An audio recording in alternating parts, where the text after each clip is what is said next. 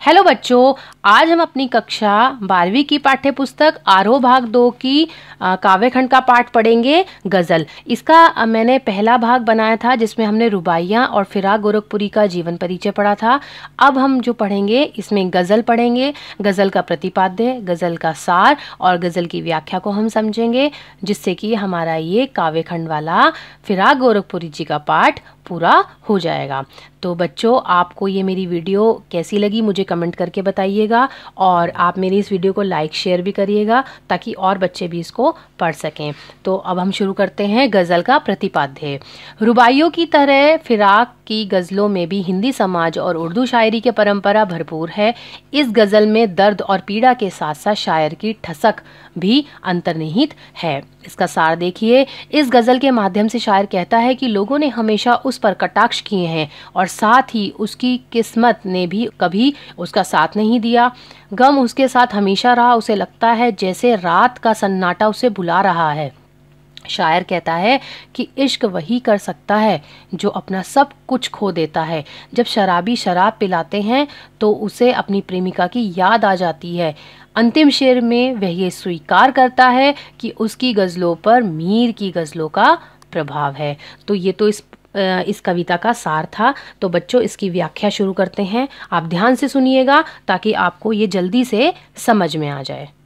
नौरस गुंचे पंखड़ियों की नाजुक गिरहे खोले हैं, या उड़ जाने को रंगोबू गुलशन में पर तोले हैं।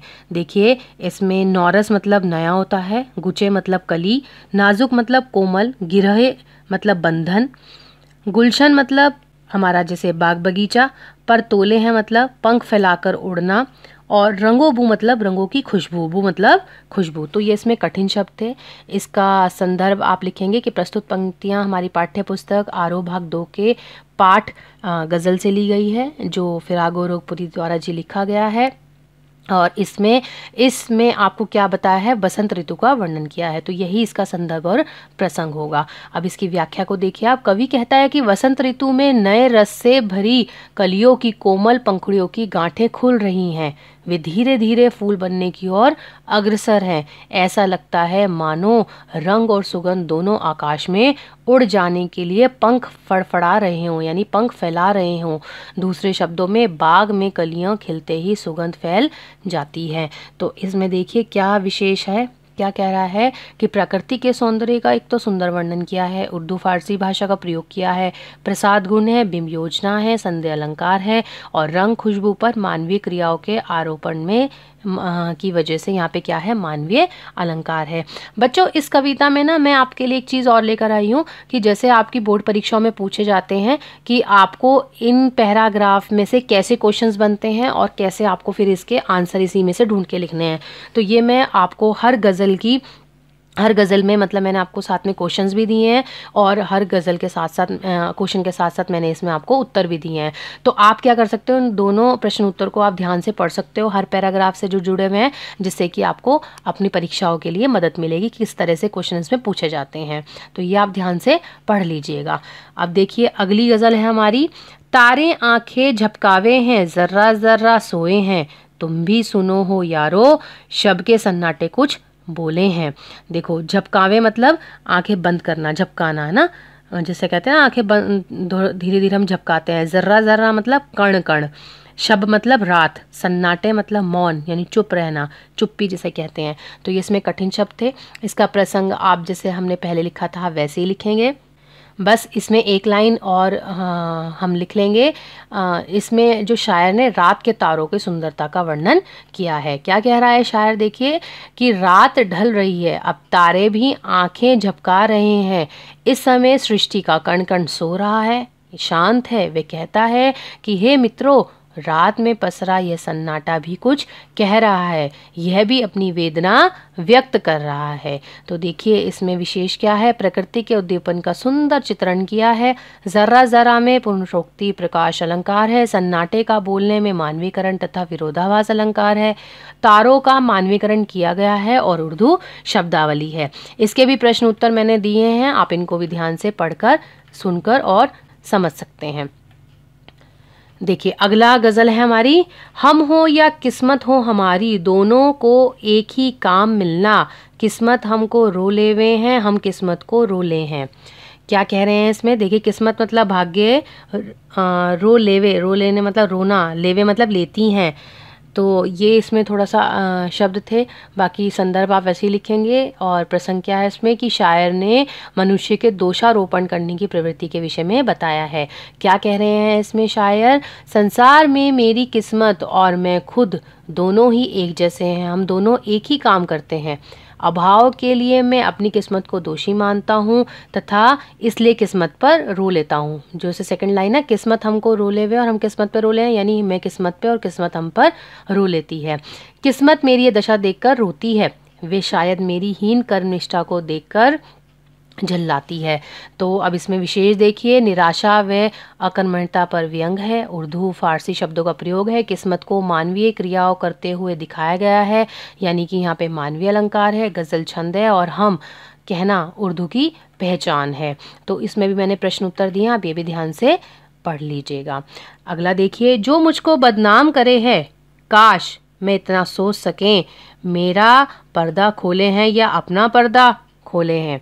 क्या कह रहे हैं इसमें? काश का मतलब ऐसा हो सकता है ना, पर्दा मतलब रहस्य। तो इसमें संदर्भ आप वैसे ही लिख लेंगे। प्रसंग में आप देखिए एक लाइन ऐड कर लेना इसमें कि हमने शायर को निंदकों पर, इसमें जो है शायर ने क्या करा, निंदकों यानी जो उसकी निंदा करने वाले हैं उन पे प्रहार किया है, यानी उनके लिए कहा है उसने। क्या कह रहे हैं शायर? संसार में कुछ लोग उसे बदनाम करना चाहते हैं, ऐसे निंदकों के लिए कवि कामना करता है कि वे केवल यह बात समझें कि वे मेरी जो बुराइयां संसार के सामने प्रस्तुत कर रहे हैं उससे खुद उनकी कमियां उजागर होती हैं। वे मेरा पर्दा खोलने की बजाय अपना पर्दा खोल रहे हैं, यानी कि वो कह रहे हैं कि मेरी कमियां कहने की, जब मेरी कमियां आप बुराई करोगे तो आपकी भी कमियां सामने आएंगी। तो ऐसा नहीं है कि आप मेरा ही रहस्य खोल रहे हैं, यानी मेरी बातें बता रहे हैं, इससे आपकी भी रहस्य खुलता है। तो इसमें विशेष देखिए, शायर ने दूसरों को बदनाम करने वाली पर व्यंग किया है। उर्दू भाषा का प्रयोग है, गज़ल छंद है और भाषा में प्रवाह है। इसके प्रश्न उत्तर भी मैंने साथ ही दिए हैं। अगला देखिएगा, ये कीमत भी अदा करे हैं हम बदरुस्ती ए होशो हवास, तेरे सौदा करने वाले दीवाना भी होले हैं। क्या कह रहे हैं? कीमत मतलब मूल्य, अदा मतलब चुकाना, बदरुस्ती ए होशो हवास का मतलब होता है विवेक के साथ काम करना। विवेक के साथ मतलब सौदा करने वाले मतलब जो हमारे चाहने वाले हैं, दीवाना मतलब प्रेमी।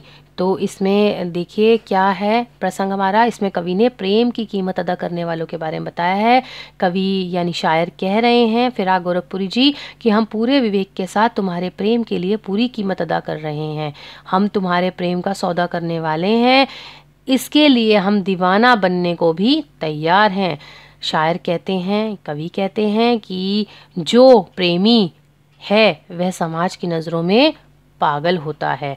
तो इसमें विशेष क्या है, कवि ने प्रेम के संपूर्ण समर्पण का वर्णन किया है। उर्दू शब्दावली का प्रभावी प्रयोग है, कीमत अदा करना मुहावरे का प्रयोग है और गज़ल छंद है। इसके प्रश्न उत्तर भी आप देख लीजिएगा। अगली गज़ल देखिए आप, तेरे गम को पासे अदा है, कुछ दुनिया का ख्याल भी है, सबसे छिपा के दर्द के मारे चुपके चुपके रोले हैं। पासे अदा मतलब क्या होता है? सम्मान का भाव, गम दुख, दुनिया संसार, ख्याल मतलब ध्यान, चुपके चुपके मतलब छुप छुप के रो लेते हैं। तो इसमें शायर ने प्रेम की पीड़ा को व्यक्त किया है। कह रहा है कवि कि अपनी प्रेमिका से कहता है कि मुझे तुम्हारे गम का पूरा ख्याल है, मैं तुम्हारी पीड़ा का सम्मान करता हूँ, परंतु मुझे संसार का भी ध्यान है। यदि मैं हर जगह तुम्हारे लिए दुख को सबके सामने गाता फिरूं तो दुनिया हमारे प्रेम को बदनाम करेगी, इसलिए मैं इस पीड़ा को अपने हृदय में छिपा लेता हूँ और चुपचाप अकेले में रो लेता हूँ। क्या कहना चाह रहा है इन पंक्तियों के माध्यम से कवि कि प्रेमी अपने दुख को संसार के सामने प्रकट नहीं करना चाहता और मना करता है प्रकट करने के लिए। तो इसमें विशेष क्या है, कवि ने विरह भावना का प्रभावी चित्रण किया है। उर्दू मिश्रित हिंदी भाषा है। चुपके चुपके में पुनरोक्ति प्रकाश अलंकार है, गज़ल छंद है और वियोग श्रृंगार रस है। इसके प्रश्न उत्तर भी आप ध्यान से पढ़ लीजिएगा। अगला देखिए, फितरत का कायम है तवाजुन आलमे हुस्न इश्क में भी, उसको उतना ही पाते हैं खुद को जितना खोले हैं। फितरत मतलब स्वभाव, कायम मतलब स्थापित करना, तवाजुन मतलब संतुलन, आलमे हुस्ने इश्क मतलब प्रेम और सौंदर्य का संसार, खुद मतलब स्वयं। तो इसमें कवि ने प्रेम की प्राप्ति का उपाय बताया है। कवि कहता है कि प्रेम और सौंदर्य के संसार में संतुलन कायम है। इसमें हम उतना ही प्रेम पा सकते हैं जितना हम स्वयं को खोते हैं। दूसरे शब्दों में कह सकते हैं कि प्रेम में पहले स्वयं को मिटाना पड़ता है, तभी जाके हमें प्रेम की प्राप्ति होती है। जो व्यक्ति जितना अधिक समर्पण करता है उसे उतना ही अधिक प्रेम मिलता है। इसमें विशेष क्या है, कवि ने प्रेम के स्वभाव को स्पष्ट किया है। कबीर के साथ भाव साम्य है, जिसे खोजा 3 पहाड़ियाँ गहरे पानी पैठी में बेपूरा खोजन चला रहा किनारे पैठी। तो मतलब जैसे कबीर ने कहा था, इसी तरह से इन्होंने भी अपनी इन पंक्तियों में कहा है। खोकर पाने में विरोधाभास अलंकार है, उर्दू मिश्रित हिंदी भाषा का प्रयोग है और गजल छंद है। इसके प्रश्न उत्तर भी आप ध्यान से पढ़ लीजिएगा। आबो ताब अशआर न पूछो, तुम भी आंखें रखे हो, ये जगमग बैतों की दमक है या हम मोती रोले हैं। आबोताब अशआर क्या है, चमक दमक के साथ। आंखें राखे हो मतलब देखने में समर्थ हो, तुम्हें भी समझ में आता है मतलब। बेतो मतलब शेर, दमक मतलब चमक, मोती रोले मतलब आंसू छलकना। तो इसमें कवि ने क्या कहा है, काव्य सृजन के आधार अपनी व्यथा बता रहा है, कवि अपना दर्द बता रहा है। कवि कहता है कि तुम्हें मेरी शायरी में जो चमक दमक दिखाई देती है उस पर फिदा मत हो, तुम्हें अपनी आंखें खुली रखनी चाहिए, अर्थात ध्यान से देखना चाहिए। मेरे शेरों में जो चमक है वह मेरे आंसुओं की देन है। दूसरे शब्दों में कवि की पीड़ा से उनके काव्य में दर्द उभर कर आया है। इसमें क्या विशेष है, कवि ने विरह को काव्य के सृजन का आधार बताया है। बच्चन ने भी कहा था, मैं रोया हूँ इसको तुम कहते हो गाना, मैं फूट पड़ा तुम इसे छंद बनाना, तुम कहते हो छंद बनाना। मोती रोले विरह को व्यक्त करता है। आंखें रखना मुहावरे का सुंदर प्रयोग है। उर्दू की कठिन शब्दावली का प्रयोग किया गया है। आबोताब में अनुप्रास अलंकार है और वियोग श्रृंगार रस है। इसके प्रश्न उत्तर भी आप ध्यान से देख लीजिएगा।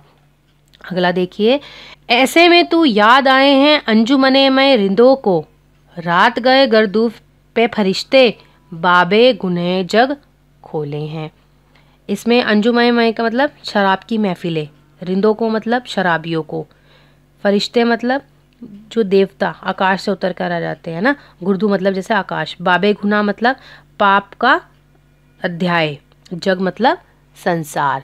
तो क्या कह रहे हैं इसमें, इस शेर में कवि ने प्रियजनों की याद को बखान किया है। कवि कहता है कि ये प्रिय तुम वियोग के समय में इस तरीके से याद आते हो जैसे शराब की महफिलों में शराबियों को शराब की याद आती है, तथा जैसे आधी रात के समय देवदूत आकाश में संसार के पापों का अध्याय खोलते हैं। तो इसमें विशेष देखिए, विरहावस्था का सुंदर चित्रण है। अंजुमने मय रिंदो गर्दू फरिश्ते, बाबे गुनाह में फारसी शब्दों का प्रयोग किया गया है। गजले छंद है, माधुर्य गुण है और वियोग श्रृंगार रस है। इसके भी प्रश्न उत्तर मैंने साथ में दिए हैं, आप भी ध्यान से देख लीजिएगा। आखिरी गजल हम पढ़ेंगे। सदके फिराक एजाज़े सुखन के, कैसे उड़ा ली ये आवाज़, इन गज़लों के पर्दों में तो मीर की गज़लें बोले हैं।